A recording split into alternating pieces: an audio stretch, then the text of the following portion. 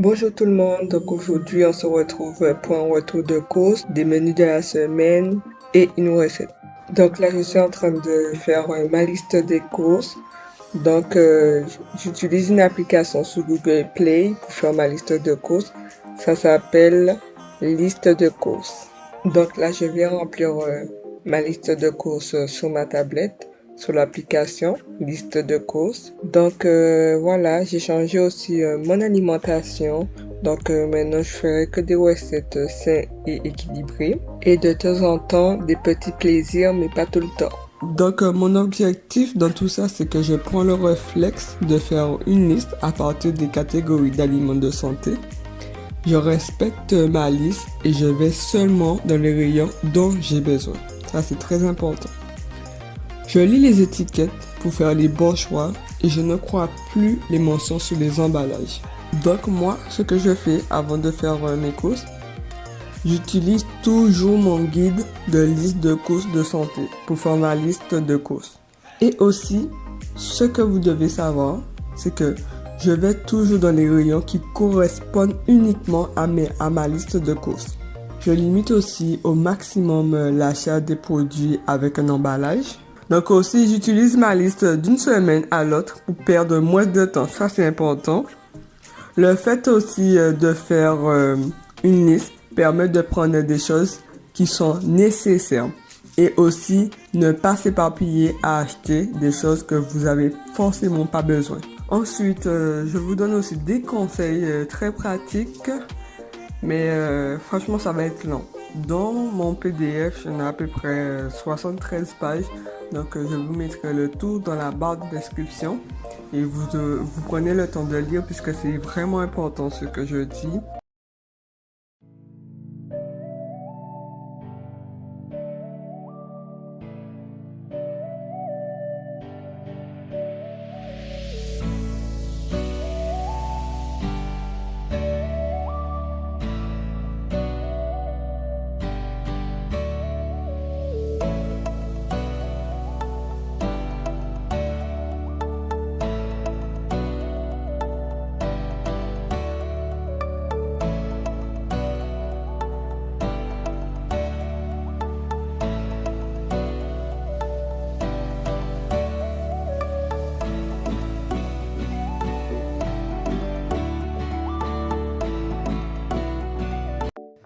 En fait, là, j'étais en train de prendre le temps de bien lire la liste des ingrédients et les valeurs nutritionnelles.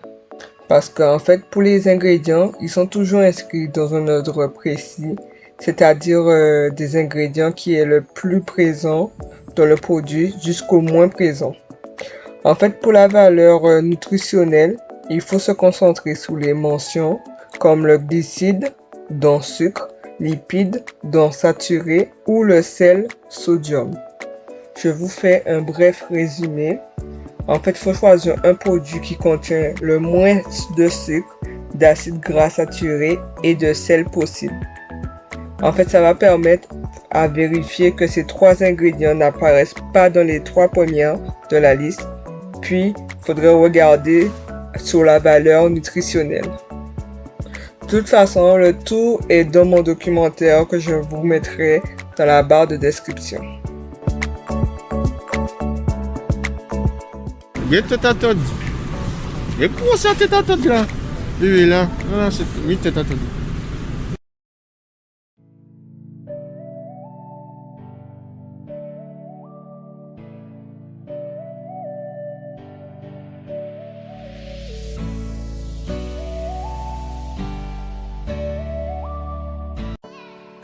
De retour à la maison, donc je vous ai pas fait de retour de course puisque j'avais des aliments surgelés que je devais absolument les mettre dans le congélateur.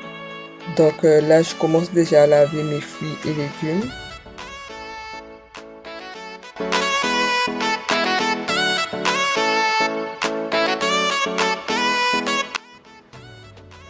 Donc là, je vais rajouter juste un peu de vinaigre pour mieux nettoyer à l'intérieur. Le vinaigre est reconnu pour un parfait antibactérien et antifongique.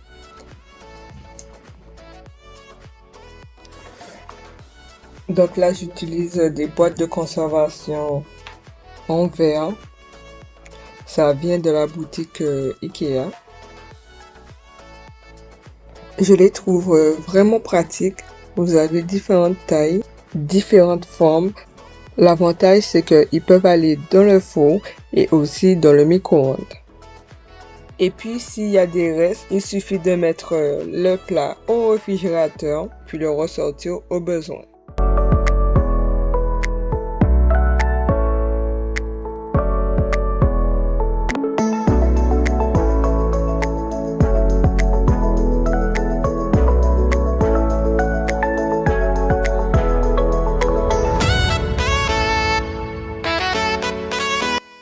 Entre-temps, j'ai lavé mes bocaux, je viens juste les essuyer.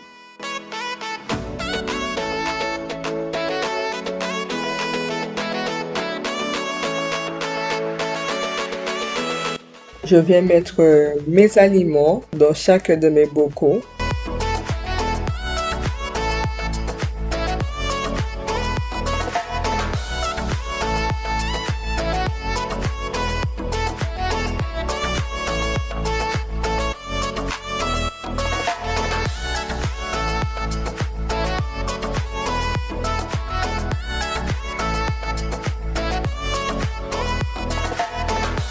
Donc voilà quoi, je mettrai plus des étiquettes sous mes bocaux puisque je les vois, je vois qu'est-ce qu'il y a à l'intérieur, donc je peux aussi voir la quantité que j'utilise.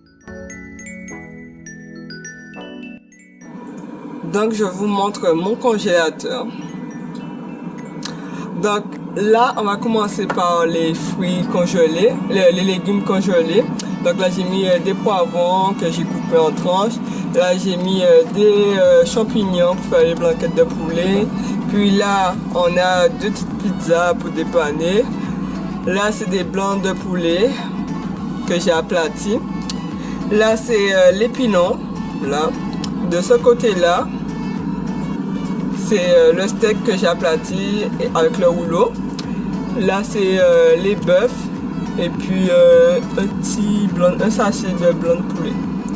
Voilà. Ensuite, sur le côté, on a 2 sachets de brocoli. Puis là, on a des carottes que j'ai congelées. Puis des haricots verts. Et du persil.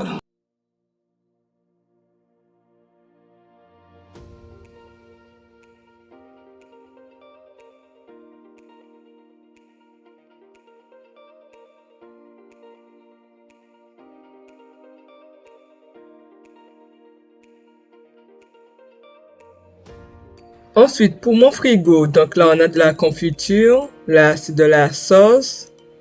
Encore de la sauce. Et de la sauce. Ensuite, on a aussi des boissons. Donc là, c'est mon lait d'amande bio. Il est non sucré. Il est très bon. Ensuite, là, c'est les légumes. Donc, on a des avocats de ce côté-là. Ensuite, au niveau des fruits, on a des kiwis et 2 oranges. On a des œufs. Dans ma boîte, j'ai du fromage parmesan.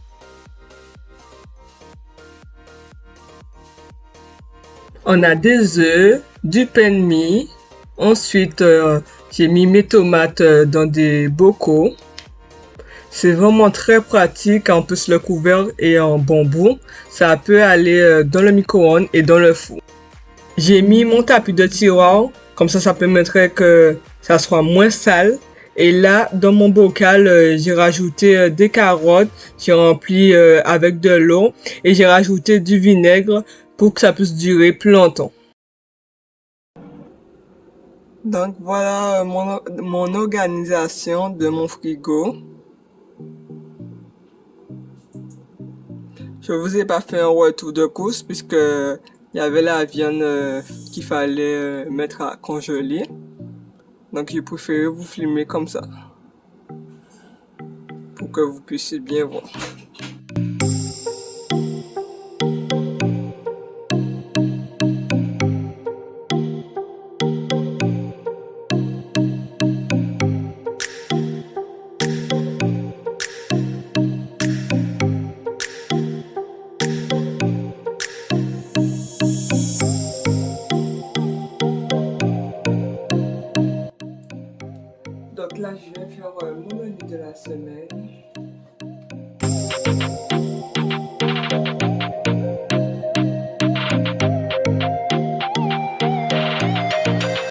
Donc je vous montre.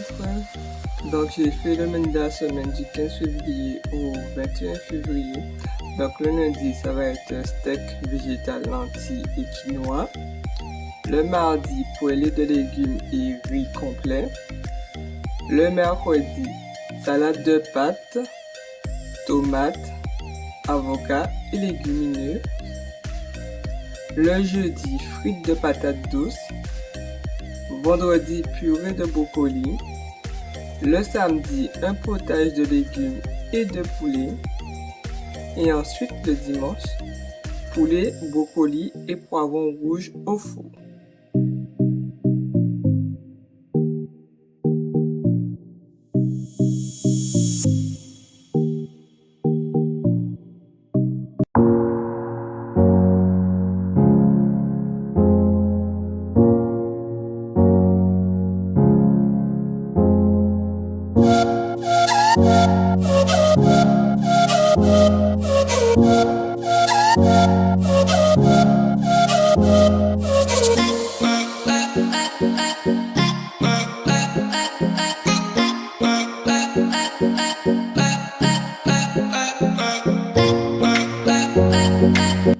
On va d'abord rincer les lentilles.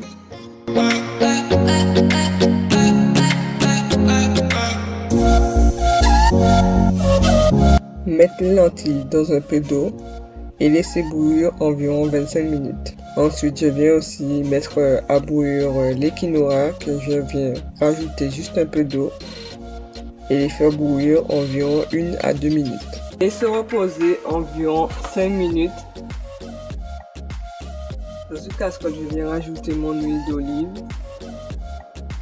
et mes persils.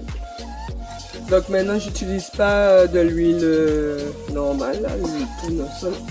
J'utilise, quand je fais mon repas, j'utilise maintenant que de l'huile d'olive. Là, je viens les retirer, je viens les mettre dans un bol.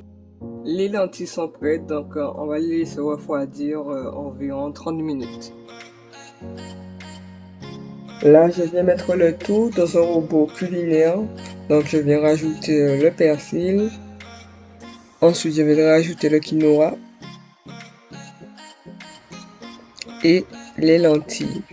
Je viendrai rajouter les œufs et mixer grossièrement le tout. En fait, ce que j'ai fait moitié-moitié puisque le tout va pas rentrer là-dedans. Là, je vais mettre une pincée de sel, de poivre,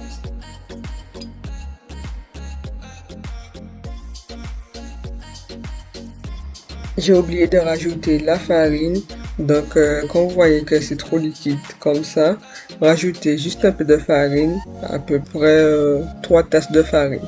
Utilisez la farine intégrale de préférence. Formez plusieurs boules de pâte.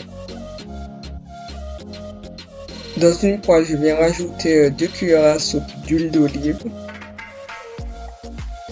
Ensuite, je vais mettre mes steaks végétales.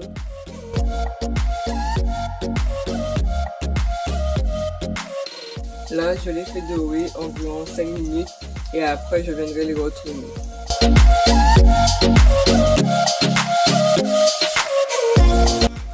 Ensuite, je vais les retirer du feu.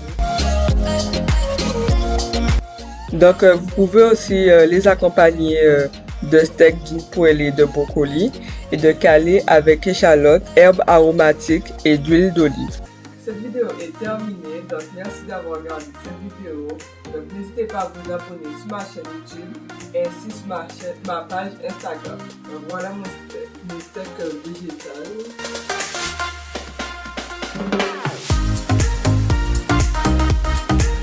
Donc n'hésitez pas aussi à me mettre des commentaires de ce que vous avez pensé.